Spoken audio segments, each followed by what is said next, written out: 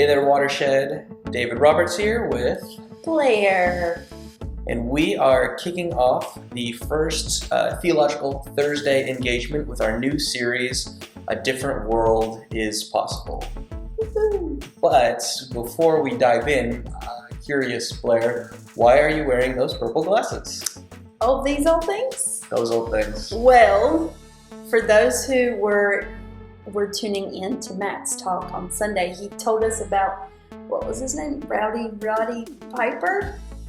I think so. I don't watch fake wrestling. Some fake wrestler, but they had to wear these glasses so that they could tell who was alien instead of human. So I'm making sure that nobody's alien. I think we're in the clear so far. I think we're in the clear. David and Abby, you can't see Abby, but she's here. David and Abby are not, in fact, aliens, which is funny because my mom grew up in Roswell. What's Roswell? New Mexico, Area 51. Oh! So maybe your glasses are defective. Oh no. Maybe so. Maybe so. Anywho, so this last Sunday, Matt kicked off our discussion, our series, our talks, a series of talks on A Different World Being Possible. And so kind of just to dive in a little deeper, is there anything, Blair, that maybe stood out to you or raised some questions in your mind or kind of piqued your interest, made you say, hey, let's dive a little deeper into that? Actually, there were quite a few things that I felt that way about, but I think some of that, it was just the first week of our series, so I'm hoping that some of that will surface and be answered in the next few weeks.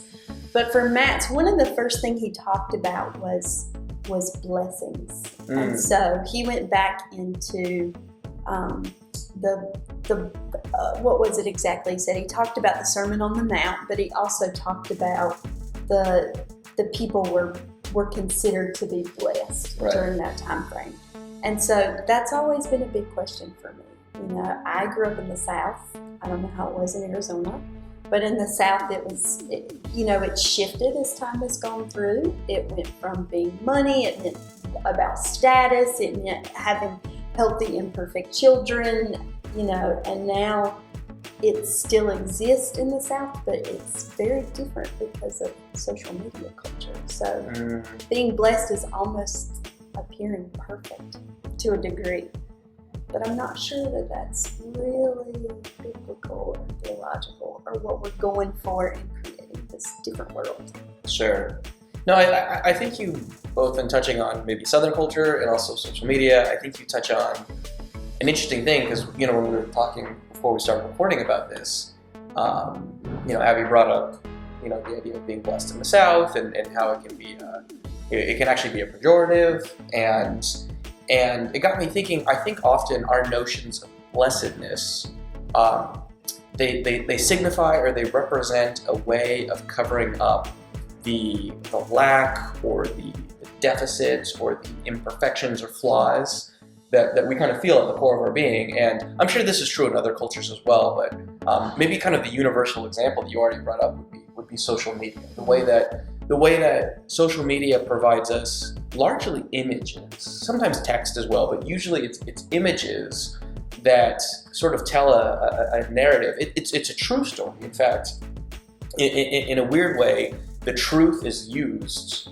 to obscure, the trauma that sometimes we experience in that is kind of born out of, the lack in our being, in our lives, and our relationships and things like that. And so there's something about the notion of being blessed that uses truth as a way to obscure, maybe even as a way to obscure fiction. Truth as a way to obscure the trauma of the lies that we tell ourselves. Yeah. Is that too convoluted? Does that make sense? Yeah, it does make sense. So if that's how blessing is being used, what would you say a healthier or a reclaimed notion of blessed or blessedness, what could that look like? Yeah, I'm not the only theologian in the video. I mean, I feel like I've thought about this so much and I still don't have a response, but there's something that you always go back to in every conversation that we have. I have one idea. And Rephrase it over and over again. It's that universal non-belonging. Unpack that for us. Well, in this conversation, I think about that as an appreciation or appreciating our imperfections and us going beyond even the surface level identity into a shared humanity. Sure. And so, I don't know, I'm trying to connect it to being blessed at the same time. And that's, is it? Well, what if on some level, you know, as we're teasing this out, and that's literally what we're doing. We're not always going to come to these videos with fully formed ideas. Some of this is just, you know, things that we unpack in dialogue with one another. But what if on some level, if the notion of blessing is typically used to cover over or obscure, you know, these feelings of lack or flaws or imperfections and whatnot, then a redeemed or reclaimed notion of blessing would be maybe not unlike, you know, the way that we've defined joy in the past. It's, you know, joy we've contrasted with happiness. Happiness in many times is a limited, you know, kind of moment of bliss or wish fulfillment in some level that can sort of paints over, you know, the imperfections and the inconsistencies and contradictions of our lives and existence. But joy holds them in tension. You know, joy holds a kind of, you know, there's a pleasure to it, or, you know, a happiness to it, but there's also a grief or a lament, and those things are held in tension. And it's joy is sort of a nevertheless. It's this is true, even so, I will have joy. You know, and it doesn't paint over. It makes peace with or reconciles itself to the pain. Yeah. And so maybe a better notion of blessed or blessedness would be a sense of wholeness that makes peace with the lack of wholeness, and it doesn't fill or cover over those gaps or that lack, but it makes peace with it, and it redefines wholeness as, you know, being reconciled to that lack that we feel. I think that's good individually. I think about corporately what does blessed mean, which is also connected to the individual. And I don't know. What I was just thinking whenever you're talking, though, is maybe being blessed is being able to see and live and sit in that tension of not everyone being the same. I don't want to use the word imperfection there, but even not even being the same, but also seeing the connection. Yeah, it's making peace with the contradictions. And I think on the corporate or collective level, at this stage in our existence, I mean, this is what we're having, this talking about this series, a different world being possible. In our present world, it can only be aspirational. We don't organize our societies or relationships around, you know, this notion of contradiction or imperfection.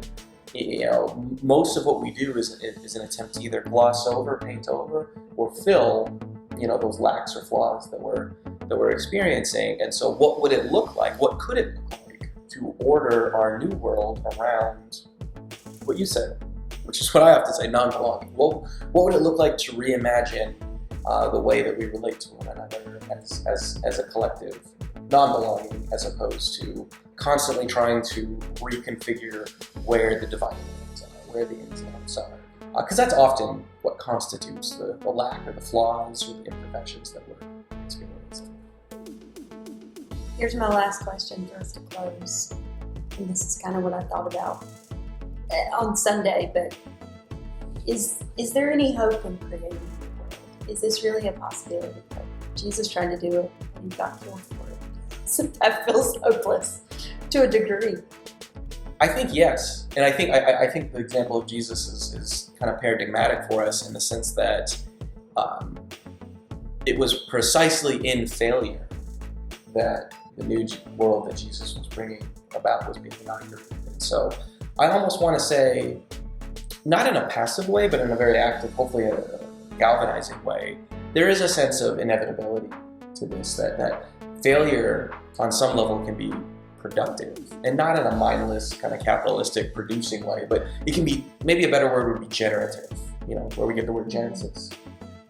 Failure and lack and flaws and death. These are the things that bring about newness, life, generate possibility. It is, to go back to the joy example, it is in the midst of strife and lament, that we're spurred to say, nevertheless, or even so. And so I guess that would be kind of maybe my hopeful spin on that question. Awesome. All right. Well, thanks for tuning in. If you haven't, we would highly encourage you to subscribe, not only to get future installments of Theological Thursdays, but to just stay up to date with everything that's going on at Watershed. If we record it, it probably is going to end up on YouTube, so if you missed it, you'll have a chance to check it out. We'd love to hear back from you in the comments as well. Feel free to engage us there. We do monitor them. And otherwise, we look forward to seeing you next week with another installment of Theological Thursdays.